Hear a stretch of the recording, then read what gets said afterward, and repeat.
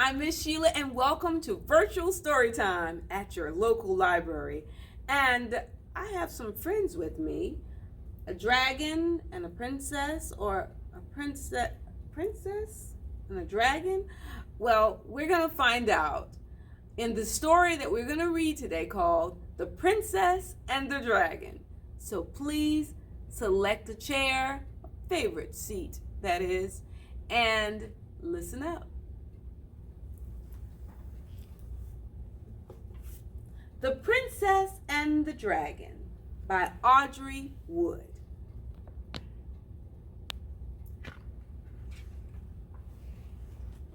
Once there was a princess who didn't behave like a princess. The king and queen were shocked by her fretful manners. She would slurp her food. Look at that. Her tangled hair and ragged clothes made her nanny cry. She would say, "Don't touch me, I'm perfect." The cook, try as he might, could never serve a meal the princess liked. He would say, "Spaghetti a la meatballs and chocolate peanut butter cup." "Throw it to the swine," she would say. No one ever saw her smile, except when she played a mean trick on the old knight. You see, he's sleeping, right? Here's what she said. "Eat up your nice worm." All the mothers and fathers in the kingdom warned their children not to be like her. They would say, "Don't act like her. She's a disgrace. Never, never, never. No, no, no. Isn't she terrible?" One day, the dragon was moving into the cave in the mountain. The mothers and fathers were frightened and ran to the king and queen for help. The king and queen were worried too. They knew that dragons like to kidnap princesses. But most upset of all was the old knight, as it was his job to protect the royal child. "It's come for our little dear," they said. "Oh me, oh my." The news gave the princess a mean idea. Wouldn't it be jolly to watch the old knight fight a dragon? She would let the monster capture her. That night, while everyone was asleep, the princess tiptoed out and made her way to the terrible creature's cave. There she goes. But inside, she found a dragon daintily playing a piano. The dragon was not at all what the princess expected. The dragon was equally surprised. She said, "I'm the princess. Capture me." The dragon said, "I wouldn't dream of it." The princess thought dragons were fierce, but this dragon wasn't fierce at all. She says, "Don't dragons roar loudly, chase knights, and kidnap princesses?" The dragon says, "The others do. I don't like to." The dragon thought princesses were gentle, but this princess wasn't gentle at all. The dragon said, "Don't you take ballet, read good books, and wear lovely gowns?" The princess said, "Not me. I hate it." The dragon knew it could be a better princess than the princess. The princess knew she could be a better dragon than the dragon. Suddenly, they both had an idea. The princess says, "I'd shake mountains with my roar." The dragon said, "I'll study violin." They shook hands and agreed to change places that very night. The dragon said, "I'll be the princess." The princess says, "I'll be the dragon." And she says, "Get going, Greenie. This is my place now." And the dragon sang all the way to the castle. "A tisket, a tasket, a green and yellow basket." And wasn't Nanny surprised the next morning? The dragon had put on a lovely blue gown. It curtsied sweetly and wanted some powder for its nose. Nanny says, "How lovely you look, princess." The new princess says, "Why, thank you, Nanny dear." The king and queen were overjoyed at the change. At the breakfast table, the new princess said, "Good morning. Isn't it a lovely day? Please pass the butter." The king says, "How polite you are, princess." And the mother said, "What perfect manners, princess." The cook nearly dropped the eggs Benedict when the princess asked for more. It said, "Simply divine. May I have seconds, please?" From that time on, life was much more pleasant.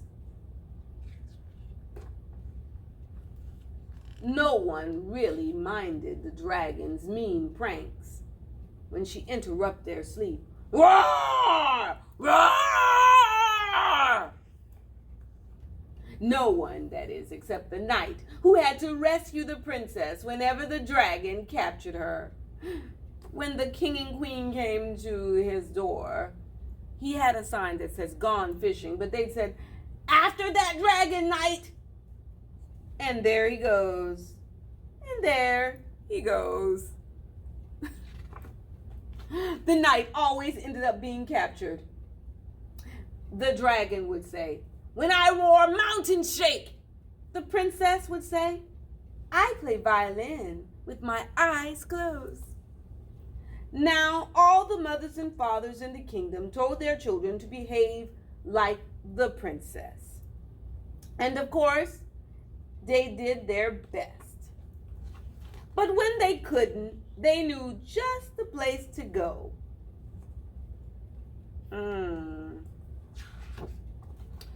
The end. The Princess and the Dragon.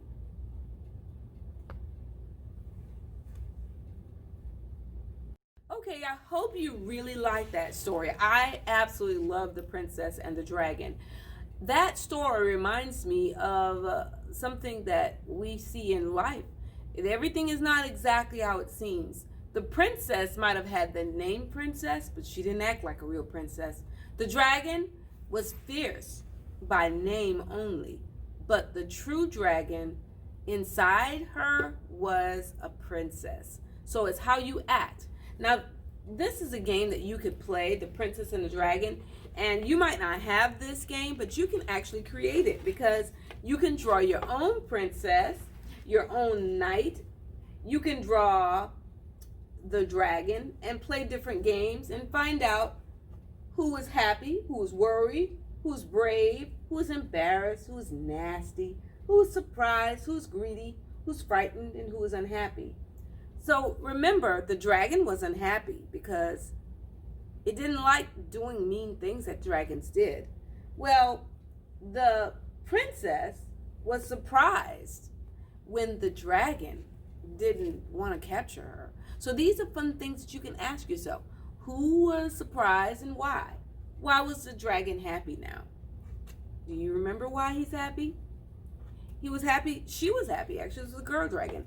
It was happy, or she was happy, because it was a true princess and she got a chance to be a princess. Okay? Now, another game you can play, and that was one of the feelings game. You can talk about your feelings and see how the princess felt and how the dragon felt and how it ended up. You can also play create little puppets and say, I am the nanny, and show how the nanny was upset when the princess girl did not like any of the clothes that she picked out for her to wear, or the chef who cooked this delicious food and she never liked anything. She would always give it to you. Remember who she gave the food that she didn't like to? Can anybody remember? Yes, you're right. It was that pig. The pigs were happy. How about the king and the queen? Remember them? They did not appreciate their daughter being so rude. But when they found out how good she was, they were very happy. And of course, you had the knight who was very upset that every time he went somewhere, he had to appease the princess. And when the princess wanted the knight to capture the dragon or rescue her from the dragon, it put the knight in a bad position, right? Do you remember what happened when the knight was asleep? So these are fun things that you can recall about the book that you just heard. The knight was very upset when the princess put a what in his mouth while he was sleeping? You guessed it, a worm. And then you have to know how delightful the dragon was when it decided to trade places with the princess and become a real princess. So this is all fun, and you can play these fun games and create your own little puppets. And we'll look forward to hearing how you did. Okay?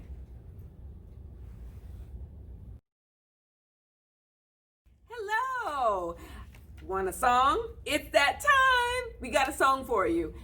You can help us because you can do what I do, and I have some wonderful helpers that are going to help us sing, and you get to sing with them too. Okay?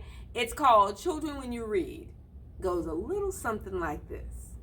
Children, when you read, you gotta use your eyes. Children, when you read, you gotta Use your ears. Yeah, children, when you read, Use your hands. 'cause when you read, you gotta use imagination. Children, when you read, you gotta Use your eyes. Oh, children, when you read, you gotta Use your ears. Yeah, children, when you read, Use your hands. 'cause when you read, you gotta use imagination. Reading is important if you want to learn and grow. It doesn't cost a dime if you know where to go. Just visit the library and get a library card. Check out your favorite books, take them home to read. Children, when you read, you gotta Use your eyes. Oh, children, when you read, you gotta Use your ears. Oh, children, when you read, Use your hands. 'cause when you read, you gotta use imagination. Yeah.